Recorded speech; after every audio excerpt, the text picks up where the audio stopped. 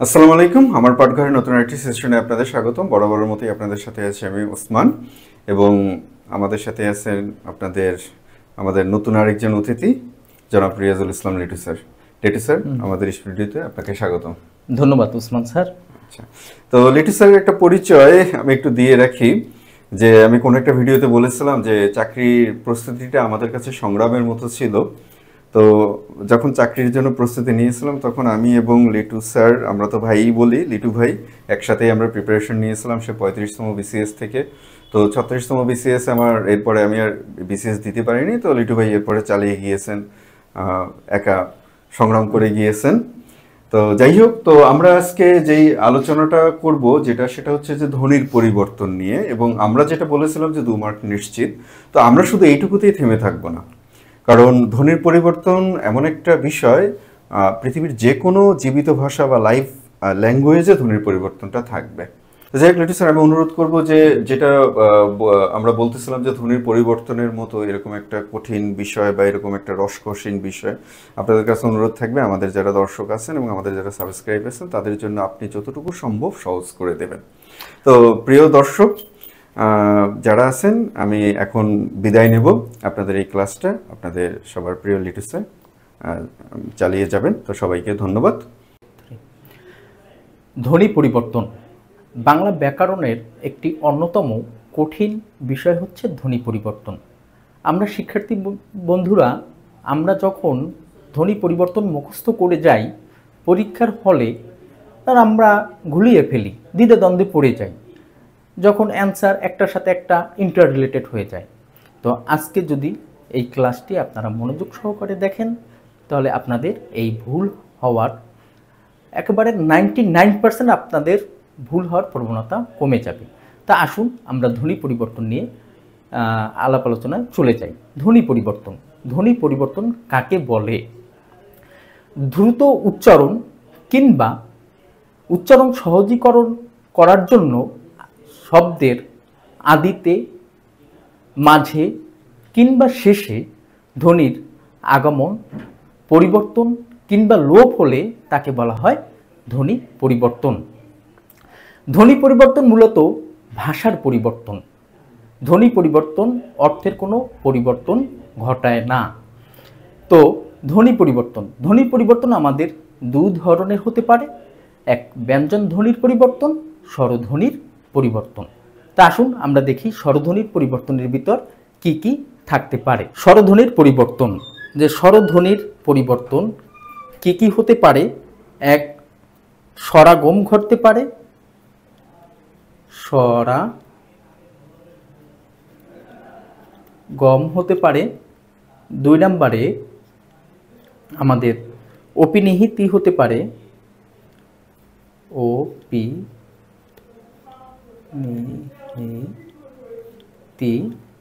3 নম্বরে অসমীকরণ হতে পারে,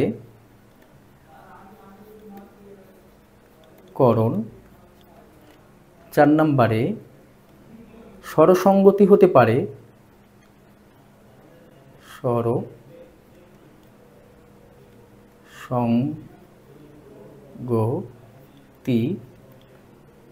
5 নম্বরে সম্প্রকর্ষ বা সল্লোপ, সম্প্রকর্ষ বা সরলোপ।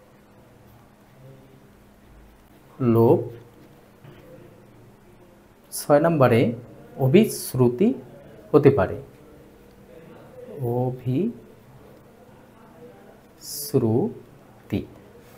এই 6টি হচ্ছে স্বরধ্বনির পরিবর্তন। এই 6টি হচ্ছে স্বরধ্বনির পরিবর্তন। আমরা দেখি স্বরধ্বনির পরিবর্তনগুলো আমরা কিভাবে বুঝবো। যে এখানে স্বরধ্বনির পরিবর্তনের ক্ষেত্রে আমাদের দেখা যায় এখানে যে স্বর শব্দটি আমাদের এখানে লেখা আছে, স্বরাগম মানে স্বরধ্বনির আগমন। এখানে অপিনীতি, তারপর স্বরসঙ্গতি, তারপর আছে স্বরলোপ আছে, স্বর শব্দটি আছে। আর এখানে অপিনিহিতি প্রথমে একটি স্বরধ্বনি আছে, অ। এখানেও একটি অ আছে, এখানে একটি অ আছে। আপনার ধ্বনি পরিবর্তনের ভিতর আপনারা যখন এইখানে স্বর শব্দ থাকবে এবং শব্দের আগে একটি স্বরধ্বনি থাকবে, তখন সেটা বুঝবেন আপনি এটা স্বরধ্বনির পরিবর্তন। কিন্তু এখানে একটি ব্যতিক্রম আছে, ব্যতিক্রম হচ্ছে অন্তর্হতি।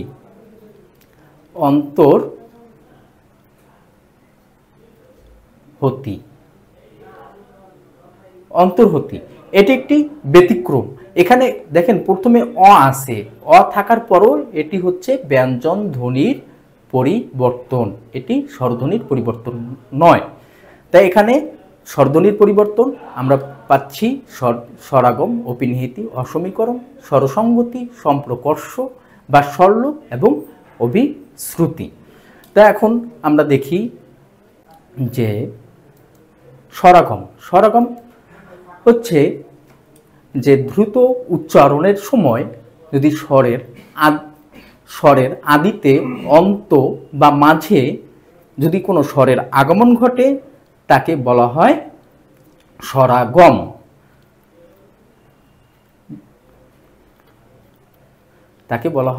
স্বরাগম। এখন এখানে আমরা অনেক সময় একটা দ্বিধাদ্বন্দ্বে পড়ে যাই যে কোনটা স্বরগম হবে বা কি হবে। এখন স্বরগম বলতে কি বুঝায়? স্বরগম বলতে বুঝায় যে এখানে আছে স্বর বলতে তো আমরা বুঝি স্বরধ্বনি, স্বর বলতে স্বরধ্বনি, আর আগমন যদি হয় আগমন, স্বর যোগ আগমন হয়েছে স্বরের আগমন। যদি শব্দের মাঝে, শেষে কিংবা শব্দের আদিতে কোনো স্বরের আগমন ঘটে তখন সেটা হবে স্বরাগম। স্বরাগম 3 ধরনের হতে পারে। দেখেন আপনারা, স্বরাগম 3 ধরনের হতে পারে: আদি স্বরাগম, মধ্য স্বরাগম এবং অন্ত স্বরাগম। 3 ধরনের হতে পারে। কি কি হতে পারে? 1 নম্বরে আদি স্বরাগম, আদিতে হতে পারে। 2 নম্বর মাঝে হতে পারে, মাঝে বা মধ্য হতে পারে, এবং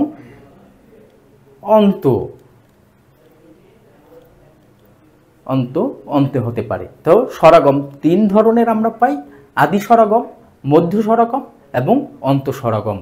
এখানে আদি হচ্ছে প্রথম, আদি হচ্ছে প্রথম, মধ্য হচ্ছে মাঝে, এটা তো কোনোই নাই, আর অন্ত শব্দের অর্থ হচ্ছে শেষ, মানে শব্দের শেষে যদি স্বরের আগমন ঘটে তা হচ্ছে অন্ত স্বরাগম। এখানে অন্ত বানান আমরা 3টি অন্ত বানান পাই। একটি জফলা থাকবে, যে যাতে জফলা থাকবে না, অন্ত মানে হচ্ছে শেষ, অন্ত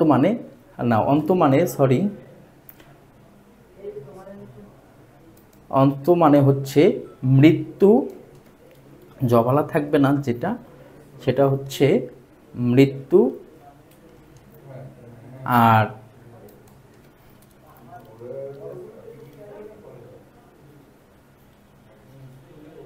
মৃত্যু, এবং যেখানে বিসর্গ থাকবে অন্ত, যেখানে বিসর্গ থাকবে তা হচ্ছে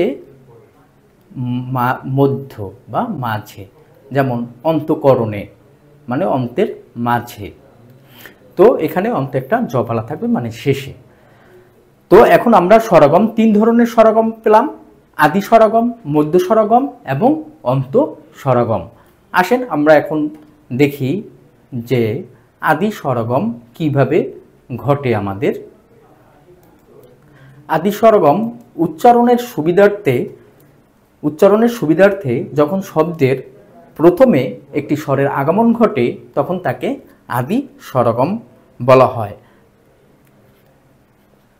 আদি স্বরাগম, আদি স্বরাগম। আগেই আমি বলেছি আদি মানে প্রথমে স্বরের আগমন, প্রথমে স্বরের আগমন ঘটলে তাকে বলা হবে আদি স্বরাগম। যদি আমরা দুই একটি উদাহরণ দেখি, যে স্কুল, স্কুল থেকে আমরা উচ্চারণ করার সময় বলি স্কুল,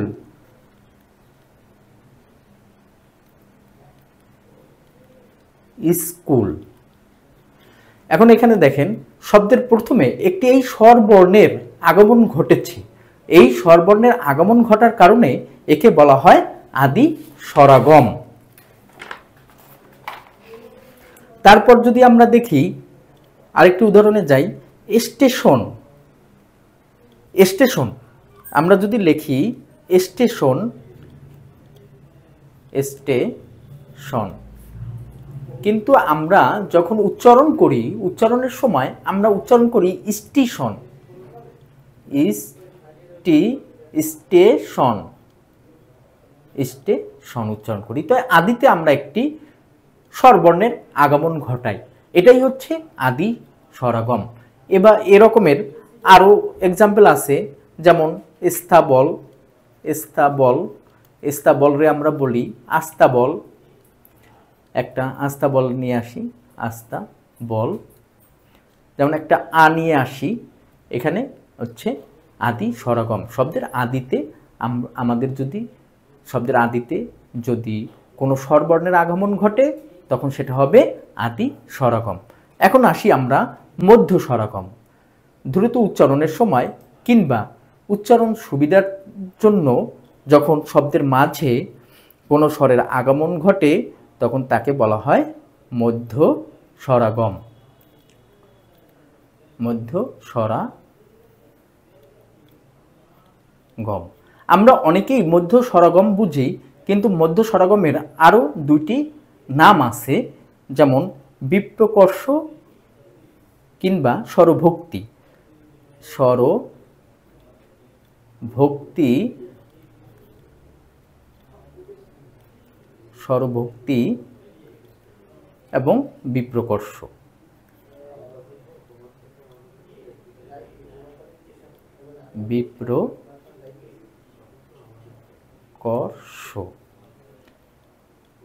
বিপ্রকর্ষ। এখন আমরা মধ্য স্বরাগম বুঝি, কিন্তু আমরা যখন স্বরভক্তি পরীক্ষার খাতায় যখন পরীক্ষা যখন আসে স্বরভক্তি বা বিপ্রকর্ষ, তখন আমাদের অনেকেই অনেকবার মুখস্থ করেছি, কিন্তু আমাদের এই স্বরভক্তি এবং বিপ্রকর্ষ আমরা এলোমেলো হয়ে যাই যে এটা আসলে কিভাবে হবে। আজকে একটু লক্ষ্য করলে এই যে দ্বিধাদ্বন্দ্ব আপনাদের মাঝে আর থাকবে না। স্বরভক্তি, স্বর তো স্বরধ্বনি, এটা তো আপনারা বোঝেন সবাই।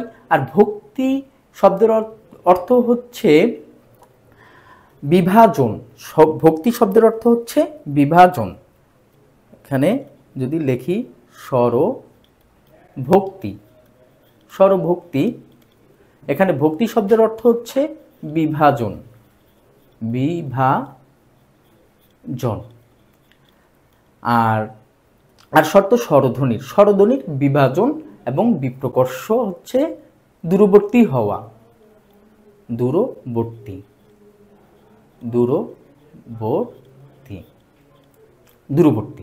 এখন দেখেন এটা কিভাবে বিভাজন করে এবং দূরবর্তী করে এটা আমরা দেখব। যে যদি আমরা লিখি রত্ন, রত্ন, তা রত্ন শব্দটি থেকে আমরা যখন আসে রতন, রতন, রতন, রত্ন শব্দ থেকে আসছে রতন।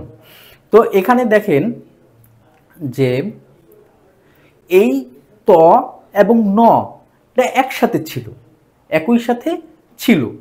যখন আমাদের এটি স্বরভক্তি ঘটছে, তার মানে কি? স্বরভক্তি মানে বিভাজন হওয়া, যে একসাথে ছিল এটা বিভাজন করে দিছি, হ্যাঁ, বিভাজন হয়ে গেছে। এবং বিপ্রকর্ষ মানে দূরবর্তী, দেখেন ছিল একসাথে কিন্তু হয়ে গেছে এখন তাদের অবস্থান দূরে, একসাথে আর নেই। যখন একসাথে না থাকবে সেটা দূরবর্তী হয়ে গেছে এবং ভক্তি মানে বিভাজন হয়ে গেছে। এটাই হচ্ছে মধ্য স্বরাগম। মধ্য স্বরাগম, স্বরভক্তি, বিপ্রকর্ষ। আমার মনে হয় শিক্ষার্থীবৃন্দরা আপনারা ঠিকমতো বুঝতে পেরেছেন যে স্বরভক্তি এবং বিপ্রকর্ষ জিনিসটা আসলে কি।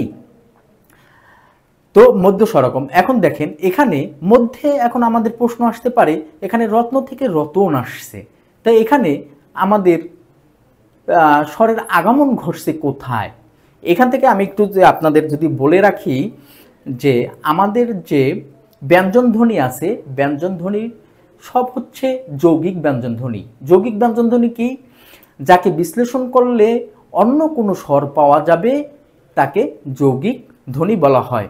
তা যৌগিক ধ্বনি, এখানে ব্যঞ্জন ধ্বনির ক্ষেত্রে দেখেন যদি ক লিখি, ক বিশ্লেষণ করলে আমরা পাই ক যোগ অ, একটি অ আসে। হ্যাঁ, তাই এখানে বিশ্লেষণ করলে একটি অ আসে, এটা হচ্ছে যৌগিক। আর মৌলিক হচ্ছে যাকে বিশ্লেষণ করলে আর কোনো ব্যঞ্জন বা স্বরের আগমন, স্বরের অস্তিত্ব খুঁজে পাওয়া যায় না, তাকে বলা হয় মৌলিক ধ্বনি। তো আমাদের ব্যঞ্জন ধ্বনি 39টি ব্যঞ্জন ধ্বনির মাঝে 38টি হচ্ছে যৌগিক ধ্বনি এবং একটি মাত্র ধ্বনি আছে যেটি মৌলিক, সেটি কি? তা হচ্ছে খণ্ডত্ব। খণ্ডত্ব মানে হচ্ছে তয়ের অর্ধেক। এই খণ্ডত্বের সাথে কোনো স্বরধ্বনি খুঁজে পাওয়া যাবে না। তদ্রূপ আমরা যদি গ লিখি, গ এর সাথে আমাদের কি আছে? গ যোগ অ, একটি স্বরধ্বনি আছে। তো এগুলো সব যৌগিক যৌগিক ব্যঞ্জনধ্বনি। তাই তেমনি এই যে শব্দটাকে যদি আমরা একটু বিশ্লেষণ করি, বিশ্লেষণ করলে আমরা কি পাই? এখানে বিশ্লেষণ করলে পাই র যোগ একটা অ থাকবে, অ যোগ ত, তয় হলন্ত। যখন আমরা হলন্ত দেব সেটা ধরতে হবে মৌলিক, এর সাথে আর কোনো স্বরধ্বনি যুক্ত নেই, যেমন খণ্ডত্ব ওই রকমের। যে তয়ের ত উচ্চারণ হবে না, যেমন রত্ন, রত্ন আমাদের খণ্ডত্ব, অটা আর উচ্চারণ হচ্ছে না, ত যোগ ন, এই ন, রত্ন। আর আমরা তারপর এখান থেকে আসছে রতন। রতন যদি আমরা বিশ্লেষণ করি, রতন বিশ্লেষণ করলে আমরা পাই যে র যোগ অ যোগ ত যোগ আরেকটি পাই কি? অ, সরি এখানে ত হবে,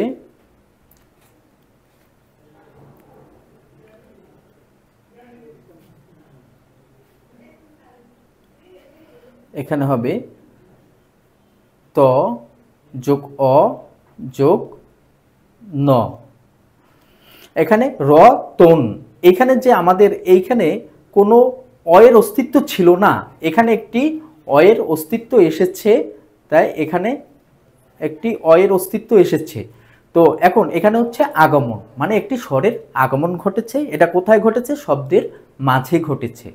হ্যাঁ, শব্দের মাঝে এই শব্দের আগমন ঘটলে তাকে বলা হবে মধ্য স্বরগম, স্বরভক্তি, মানে একটা স্বরভক্তি বা বিপ্রকর্ষ। দেখেন এখানে স্বরভক্তি ছিল বিভাজন।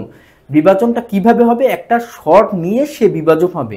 এই যে রত্ন ছিল, রত্ন এই যে নয় একসাথে ছিল, সেখানে একটি অয়ের উপস্থিতি বা অয়ের অস্তিত্ব নিয়ে তারপর সে এখানে বিভাজিত হয়েছে, নটা দূরে চলে গেছে। বিপ্রকর্ষ মানে কি? দূরবর্তী, এখানে দূরবর্তী হয়ে গেছে, তাই এটা কি হবে?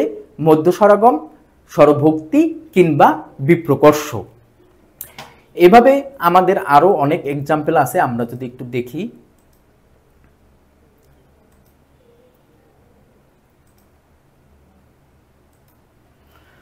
যেমন আমরা যদি লিখি গেরাম,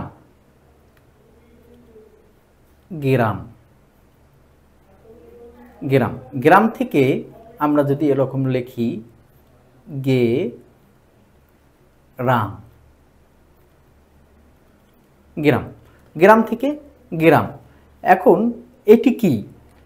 মধ্য স্বরগম না আদি স্বরগম? কারণ আমরা দেখতেছি যে এখানে আদিতে একটি একার আসছে, তা আদিতে যদি একার আসে তা সেটি কি হবে? আদি স্বরগম হওয়ার কথা ছিল। কিন্তু এখানে একটি কথা আছে শিক্ষার্থী বন্ধুরা, যে কার, কার অবস্থান কোথায়, কারের অবস্থান কোথায়, কার যখন ব্যঞ্জনের সাথে বসে কারের অবস্থান হবে ব্যঞ্জনের পরে, ব্যঞ্জনের পরে এর অবস্থান হবে। কিন্তু আমরা লেখার সুবিধার্থে উপরে, নিচে, আগে, পিছনে বসিয়ে তারপর লিখি। তদ্রূপ এটা যদি আমি ভাঙি, এটা যদি আমরা ভাঙি, গ্রামটাকে ভাঙি, তা ভাঙলে বিশ্লেষণ করলে আমরা কি পাই? গ যোগ র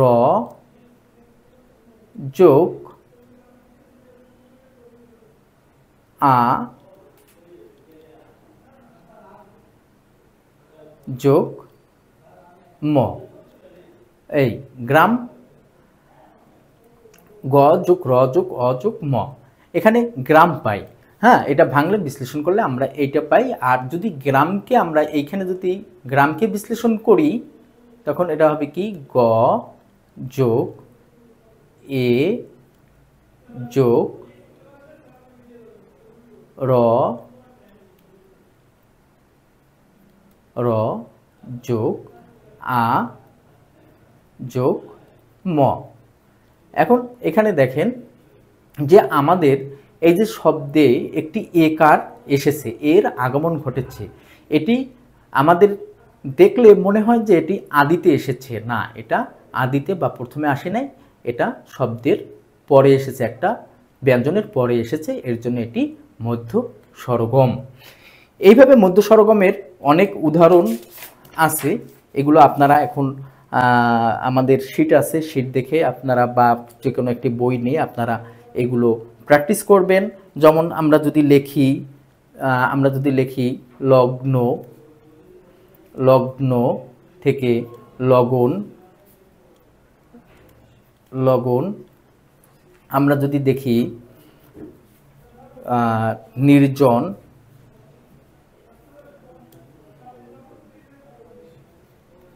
নির্জন,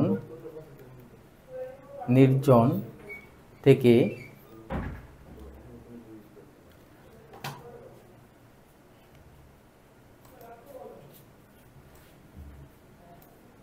নির্জন থেকে নির্জন,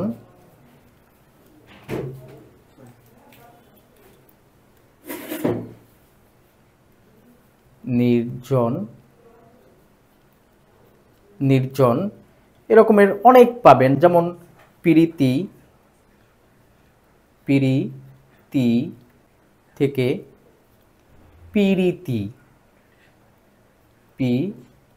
প্রীতি, এরকমের অনেক শব্দ পাবেন যে এরকমের মধ্য স্বরগমের বা বিপ্রকর্ষ বা স্বরভক্তির, এগুলো আপনারা বাসায় প্র্যাকটিস করবেন, ভেঙে ভেঙে বিশ্লেষণ করে এরকম বিশ্লেষণ করবেন। যদি কোনো জায়গায় কোনো সমস্যা থাকে কমেন্টসে আমাকে অবশ্যই জানাবেন, আমি ওই সমস্যার সমাধান করে আপনাদের দেব।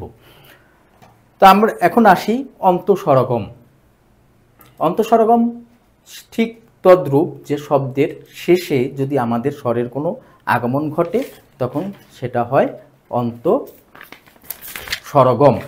অন্তঃস্বরগম মানে শব্দের শেষে আসবে, শেষে একটি স্বরের আগমন ঘটবে। যেমন আমরা একটি দেখি, যদি আশ, আশ থেকে আশা, আশা, আশ থেকে আশা, তো এই শব্দের শেষে আমাদের একটি আ এসেছে, তো এটি অন্তঃস্বরগম। অন্তঃস্বরগম,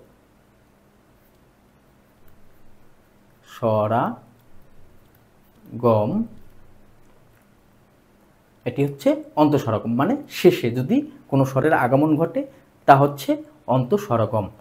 যেমন দিশ,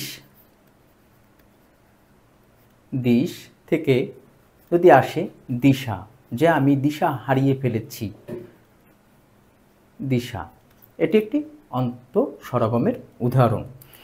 আচ্ছা প্রিয় শিক্ষার্থী বন্ধুরা, এই হচ্ছে স্বরগমের তিনটি ভাগ, যে আদি স্বরগম, মধ্য স্বরগম এবং অন্তঃস্বরগম। এখন আমরা আসি অপিনিহিতি। অপিনিহিতি, অপিনিহিতি,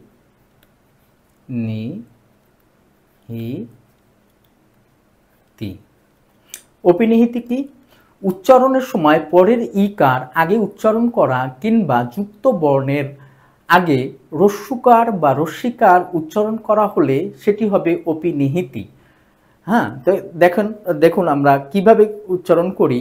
যদি বলি সাধু, না সরি, যদি আমরা বলি বাক্য, বাক্য থেকে যদি বলি এটাকে উচ্চারণ করি, আমরা অনেকেই উচ্চারণ করি স্যার আপনার এই বাক্যটা বলা ঠিক হয়নি। হ্যাঁ, এখানে একটা আমরা এই যুক্ত বর্ণের আগে একটি রসিকার নিয়ে আসছি, বাক্য এই রসিকার নিয়ে আসছি, মানে রসিকারের আগমন করছে। এখন এটা আমরা বলতে পারি যে রসিকারটা তো আমাদের শব্দের মাঝে আসছে, তো এটা কেন মধ্য স্বরগম নয়? এটি একটি প্রশ্ন থাকতে পারে।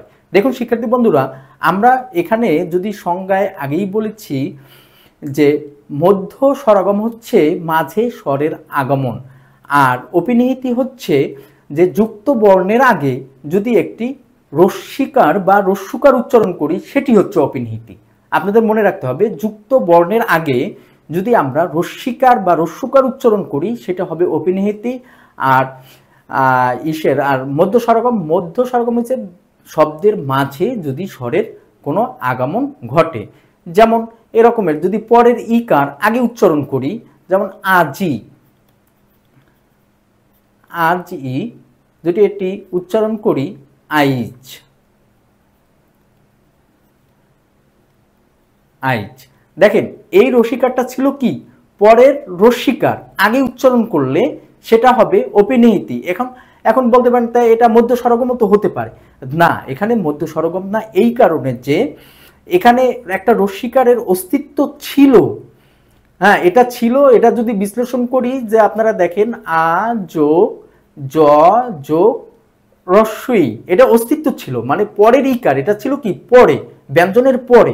আমরা সেটি উচ্চারণ করার সময় সেটি উচ্চারণ করেছি কি শব্দের মাঝে, যেমন আ যোগ রস্যই যোগ জ, আইজ। হ্যাঁ, তো অস্তিত্ব ছিল, সেটাকে আমরা পরে ছিল সেটি আগে উচ্চারণ করেছি, এর জন্য অপিনিহিতি, সেটা হবে অপিনিহিতি।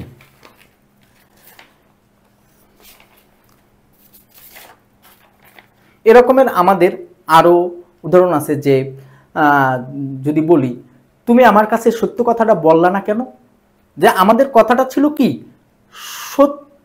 সত্য কথা, সত্যি, আমাদের ছিল সত্যি। এখন যদি আপনি বলেন আমার কাছে তুমি সত্য কথাটা বলনি, হ্যাঁ, এখানে রসিকারটা ছিল পরে, আগে উচ্চারণ করছি আমরা আগে, সত্য। হ্যাঁ, তাই সেটা হবে আমাদের অপিনিহিতি। আমার শিক্ষার্থী বন্ধুরা, আপনারা মনে হয় এখন ক্লিয়ার বুঝতে পেরেছেন যে অপিনিহিতি এবং মধ্য স্বরগমের ভিতর পার্থক্যটা কখন হবে। দুটি কি পয়েন্ট আপনারা মনে রাখবেন। একটি হচ্ছে যে মধ্য স্বরগমের বেলায় কোনো স্বরের অস্তিত্ব থাকবে না, নতুন একটি স্বরের আগমন ঘটবে, আর ওটাকে দুইটা নাম আছে যে সম্প্রকর্ষ এবং বিপ্রকর্ষ এবং স্বরভক্তি। স্বরভক্তি হচ্ছে বিভাজন করে এবং বিপ্রকর্ষ মানে দূরবর্তী, মানে যখন একটি যুক্তবর্ণ থাকবে এটিকে একটি মাঝখানে একটি স্বর এনে সেটাকে দূরবর্তী স্থানে নিয়ে যায় বা বিভাজন করে। আর অপিনিহিতি হচ্ছে কোনো যুক্তবর্ণের আগে একটি রস্যিকার বা রস্যুকার উচ্চারণ করা, শুধুমাত্র রস্যিকার এবং রস্যুকার উচ্চারণ করা এবং পরের রস্যিকার আগে উচ্চারণ করাই হচ্ছে অপিনিহিতি। অসমীকরণ, এখন এটাকে আমাদের আগে বুঝতে হবে যে অসমীকরণ বিষয়টি কি। আমাদের যদি আসে, এটা একটু অব্যয় শব্দ, অর্থ হচ্ছে না, আর সমীকরণ শব্দের অর্থ হচ্ছে সমান, সমান মানে না সমান মানে অসমান, অসমান। যদি আমার সমান সমান কোনো জিনিস থাকে সেটিকে যদি আমরা অসমান করে দিই সেটি হচ্ছে অসমীকরণ। যখন আমরা একটা এক্সাম্পল দিয়ে দেখি যে ধপ ধপ ধপ ধপ ধপ, এই দুটি শব্দ সমান, কোনো জায়গায় কোনো কিছু আছে, কোনো পার্থক্য আছে? কোনো পার্থক্য নেই।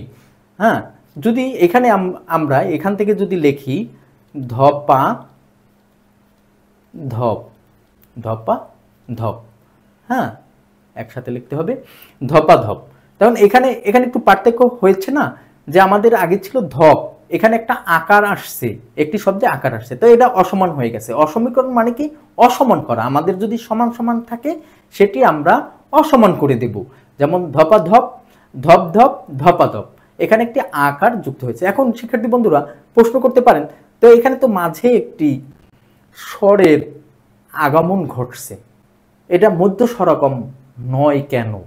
এটা মধ্য স্বরগম হবে না, কারণ এখানে অসমীকরণ আগেই বলেছি, যেটি সমান যদি থাকে সেটিকে যখন আমরা অসমান করব একটি স্বরের আগমন দিয়ে বা স্বর নিয়ে, যখন আমরা এটিকে অসমান করে দেব তখন সেটাই হবে অসমীকরণ, যে সমান সমান থাকতে হবে।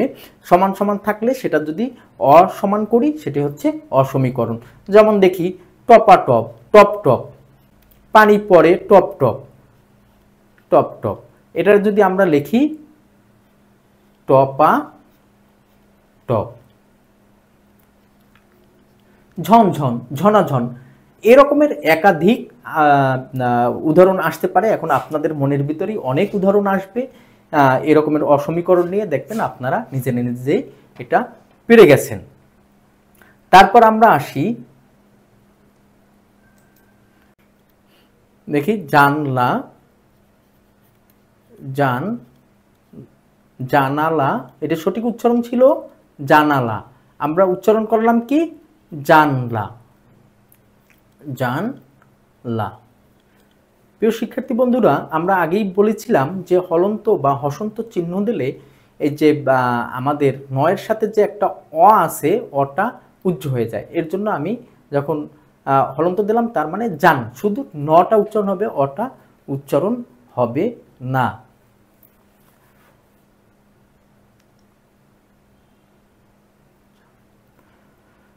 হটা উচ্চারণ হবে না, এটা হচ্ছে জানলা। তো জানলা দ্রুত উচ্চারণের সময় যদি কোনো শব্দের মাঝে আমরা শব্দের মাঝ থেকে কোন বা শব্দ থেকে কোনো স্বরের লোপ পাই, সেটি হচ্ছে সম্প্রকর্ষ বা স্বরলোপ। সম্প্রকর্ষ, সম্প্রকর্ষ বা স্বরলোপ। এখন আমরা একটি পরীক্ষার সময় সবসময় দেখি স্বরলোপটা আমরা বুঝি, কিন্তু সম্প্রকর্ষ আসলে আমরা অনেক সময় ভুলে যাই যে সম্প্রকর্ষটা আবার কি। হ্যাঁ, অনেক সময় পরীক্ষার হলে আমাদের এতটাই টেনশন কাজ করে যে সম্প্রকর্ষ আমাদের মনে আসে না।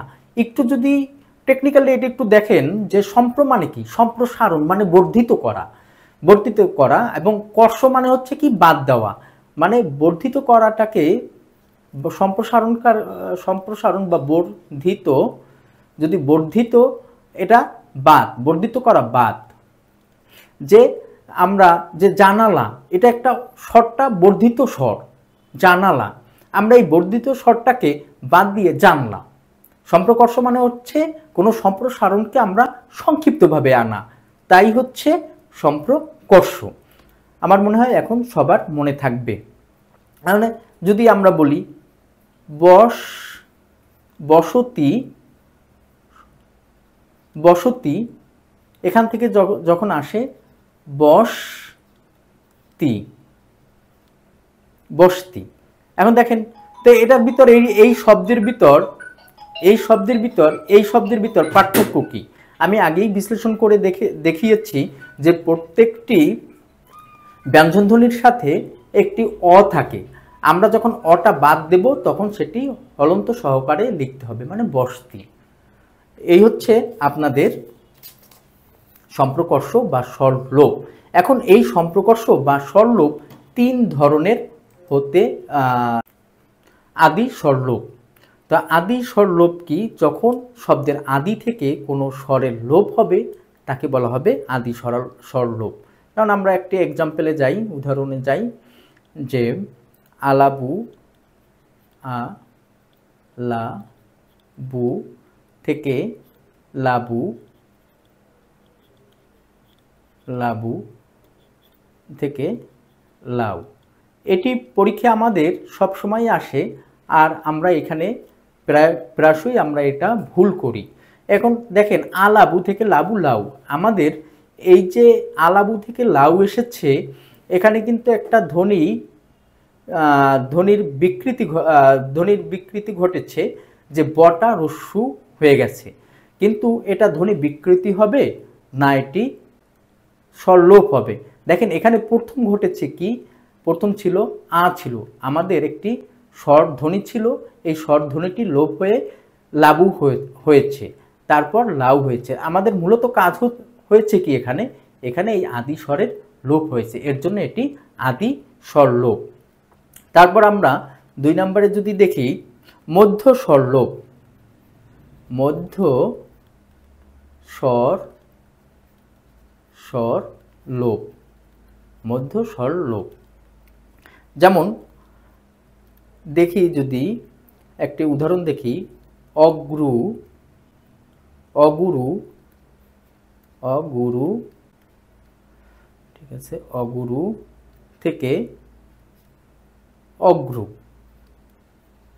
অগ্রু, হ্যাঁ, অগুরু থেকে অগ্রু। এখানে ছিল একটি রস্যুকার ছিল, সেই রস্যুকারটা আমাদের 2টা রস্যুকার ছিল, গ একটা রস্যুকার ছিল এবং র একটি রস্যুকার ছিল, এটি পরিবর্তন হয়ে একটা রস্যুকার হয়েছে, মানে একটি স্বরের হ্রাস পেয়েছে।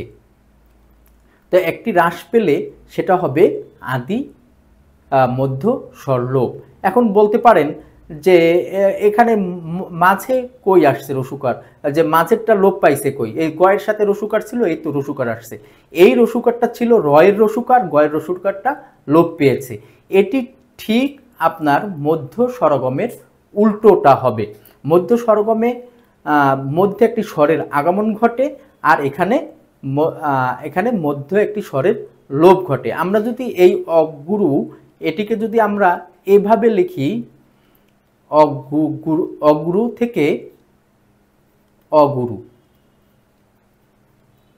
অগুরু, এটি কোন ধরনের পরিবর্তন? দেখেন এটি কিন্তু মধ্য স্বরগম, এইভাবে যদি পরীক্ষায় আসে এটা হবে, চালাকি করে তারা দিতেও পারে পরীক্ষায়, যে এটা এইভাবে যদি আসে এটি হবে মধ্য স্বরগম, যে মধ্যে স্বরের আগমন ঘটছে, আর অগুরু থেকে যদি অগুরু হয় এটি হবে মধ্য স্বরলোপ। তেমনি সুবর্ণ, আমরা যদি দেখি সুবর্ণ থেকে স্বর্ণ, স্বর্ণ, তো এখানে সুবর্ণ থেকে স্বর্ণ, সুবর্ণ থেকে আসছে স্বর্ণ। এখানে একটি অ, এই যে ব্যঞ্জনের সাথে একটি অ থাকে, অটি লোপ পেয়ে তারপর স্বর, এখানে রস্যুকারটা লোপ পেয়েছে, রস্যুকারটা লোপ পেয়ে আপনার এখানে আসছে স্বর্ণ।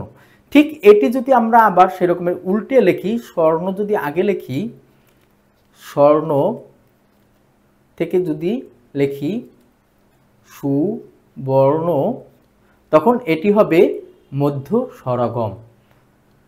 এইখানেই আমরা যারা শিক্ষার্থীবৃন্দরা আছি পরীক্ষার হলে এভাবেই আমরা দ্বিধাদ্বন্দ্বে পড়ে যাই, না বোঝার কারণে মুখস্থ করে যাই। আমরা মুখস্থ করে গেলাম অগুরু, অগুরু, অগ্রু, অগুরু, এটি মধ্য স্বরগম, মধ্য স্বরগম। পরীক্ষার হলে গিয়ে দেখলাম অগুরু, অগ্রু, তখন ওই মধ্য স্বরগম দিয়ে আসি, কিন্তু না, এটি হবে মধ্য স্বরলোপ, এটি হবে মধ্য স্বরলোপ, আর এটি হবে মধ্য স্বরাগম। এই কনফিউজিং আমাদের দূর করতে হবে, একটু বুঝতে পারলে আমাদের কনফিউজিং দূর হয়ে যাবে। এর জন্য কিছু আছে, পরীক্ষার জন্য আমাদের কিছু মুখস্থ করতে হবে, আর আমাদের কিছু আছে যে বুঝতে হবে। এখন কোনটা বোঝার জিনিস এবং কোনটা মুখস্থ করার জিনিস, এইটুকু যদি আমরা বুঝতে না পারি তাহলে আমরা পরীক্ষায় আশানুরূপ ফল পাবো না, এবং পরীক্ষার টেকা আমাদের জন্য খুবই কঠিন হয়ে যাবে। তারপর দেখেন অন্তঃস্বরলোপ, অন্তঃস্বরলোপ,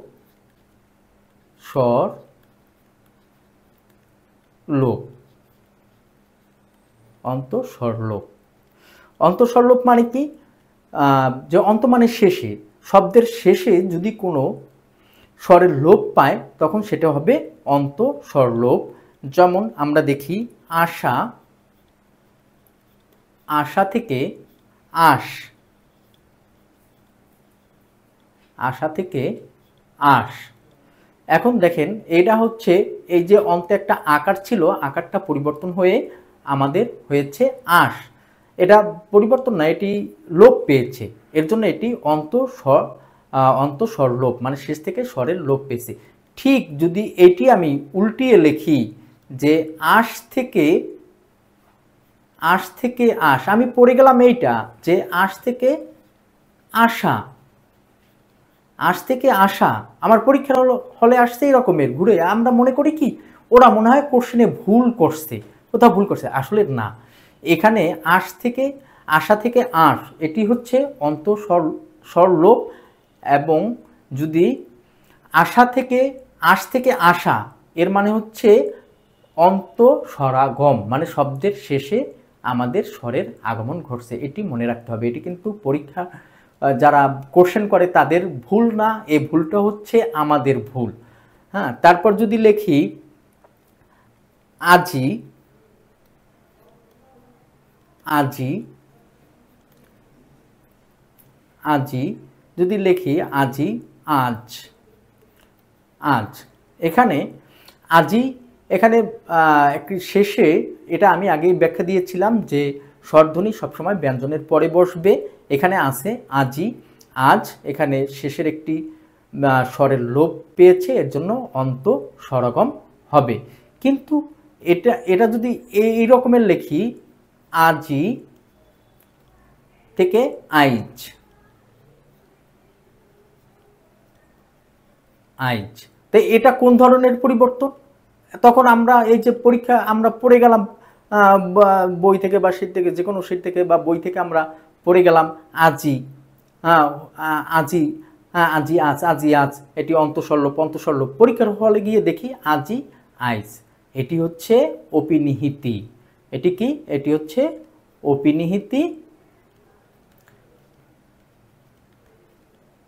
হিতি, যে আগেই বলেছিলাম পরের রসিকার আগে উচ্চারণ করলে সেটা হবে অপিনিহিতি, আর শব্দের শেষে কোনো স্বরের লোপ পেলে সেটি হবে অন্তঃস্বর লোপ।